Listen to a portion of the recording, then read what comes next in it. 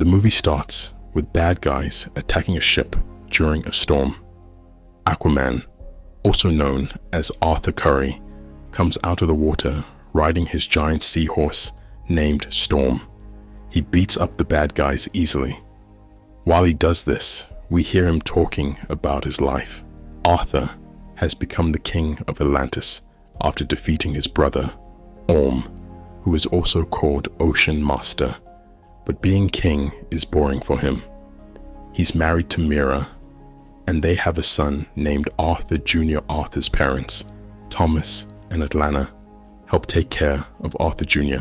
while Arthur is busy being king, and Aquaman. Arthur Jr. has inherited his dad's special ability to talk to underwater animals.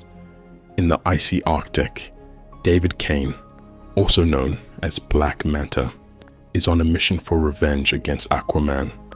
He's teamed up with a scientist named Dr. Stephen Shin and others to find Atlantis.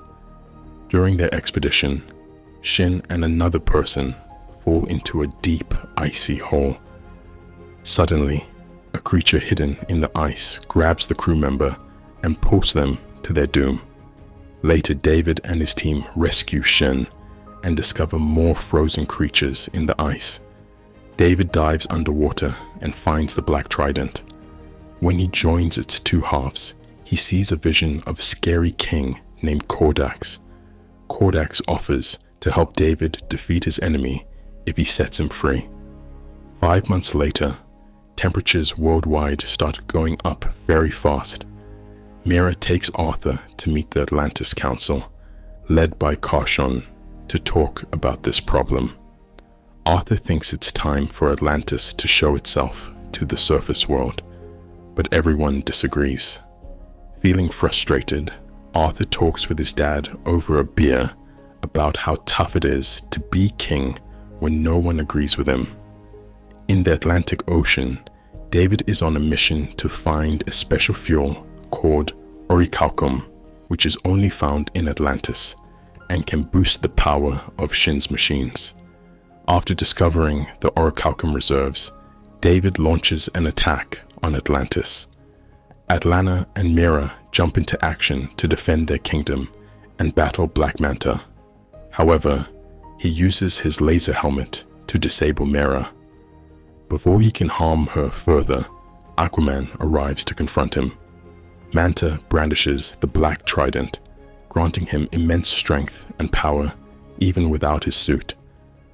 Arthur goes after David, but he activates a device on his ship that emits a sonic pulse, knocking Arthur unconscious.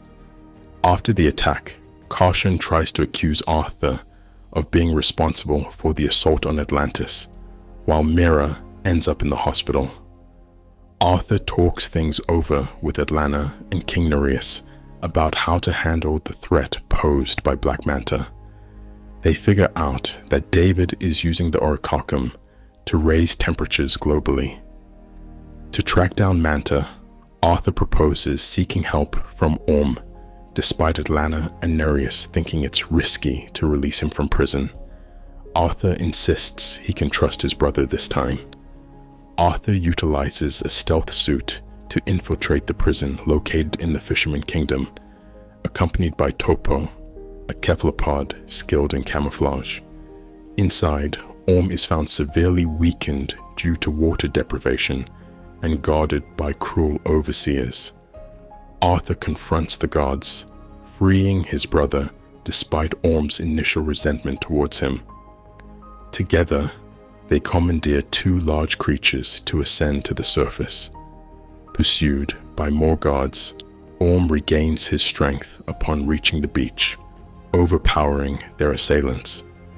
Arthur and Orm retreat into the ocean before reinforcements can arrive.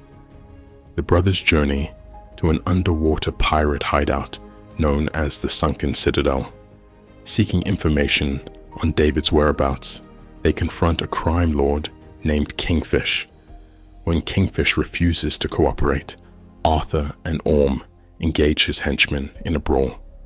Arthur eventually subdues Kingfish by placing a helmet on his head, draining the water until he reveals that Manta might be hiding in a dormant volcano called Devil's Deep. With the necessary information obtained, Arthur breaks the helmet and escapes with Orm. Shin comes upon David talking in the mirror to Kordax, though the image of the evil king disappears before Shin can see him. After David leaves the room, Shin touches the Black Trident and sees the visions of Kordax. David threatens Shin if he continues to snoop into his affairs. Arthur, Orm, and Topo arrive at an island where Devil's Deep is situated, surrounded by dense jungle. They notice that many plants and animals have mutated, prompting them to flee from giant insects. Arthur improvises by body slamming a statue, creating a bridge for him and Orm, while sending the insects plummeting to their demise. Despite the continued bickering, they press on and eventually discover Manta's hideout. After incapacitating some of his men, Shin joins them, unaware of David's true nature. Before Shin can explain, David's associate, Stingray, knocks him out cold. The villains give chase, with Stingray controlling a massive robot armed with tentacles. Arthur and Orm collaborate to defeat the machine, but Manta intervenes. Just as Manta is about to harm Orm, Atlantean forces led by Nereus storm the base, destroying it. Manta and his henchmen flee after using a sonic pulse on Arthur again, but Mura arrives in time to save him. Everyone recovers on the surface, where Orm starts to tell Arthur what he knows of the Black Trident, since he briefly got his hands on it while fighting Manta. Kordax was King Atlantis, Vincent Regan brother, who started his own kingdom. Necros, the titular Lost Kingdom, forged the Black Trident in an attempt to seize control of Atlantis. It ended up corrupting him and turned Kordax and his subjects into monsters. In order to free Kordax, blood from a direct descendant of Atlan must be used, meaning Manta can go for Arthur, Orm, Atlana, or Arthur Jr. Sure enough, Manta arrives in Amnesty Bay and attacks Thomas in his own home before kidnapping Junior and setting the house on fire. Arthur rescues his father and leaves him with Atlana to care for him. After Shin sees that David kidnapped Junior, he sends a signal to the Atlanteans in order for them to come find them. Arthur joins Mira, Orm, Nereus, and the Brine King to go find Manta. David and Stingray locate Necrus, intending to take Junior to Kordax's throne. Meanwhile, Arthur calls upon the creatures of the deep for assistance. The sea creatures disrupt the frequencies in the villain's base, causing an explosion that eliminates Stingray and the other henchmen.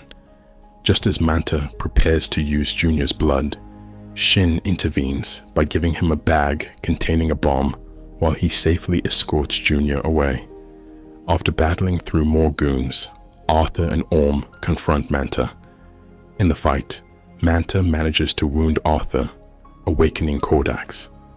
Orm takes up the Black Trident and begins to succumb to Kordax's influence. Kordax tries to turn the brothers against each other, but Arthur appeals to Orm's inner goodness, breaking the hold of the possession. Arthur hurls his trident at Kordax, who catches it. Shin then tosses Arthur another trident, which he uses to shatter the Black Trident, ultimately destroying Kordax. With Kordax defeated, Necrus starts to crumble. As David begins to fall, Arthur offers him a chance to be saved, but he refuses and falls to his demise. Everyone else manages to escape safely. After their escape, Arthur and Mira express their gratitude to Shin for saving Junior, and they all decide to let Orm go free by pretending he perished in the collapse. Orm bids farewell to his brother and mother before swimming away. Arthur returns to Atlantis and follows through on his decision to reveal the kingdom to the surface world. Atlantis emerges from the depths in front of the entire world, and Arthur addresses the United Nations, aiming to foster unity between land and sea. He concludes his speech by proudly declaring himself the King of Atlantis, and of course, Aquaman.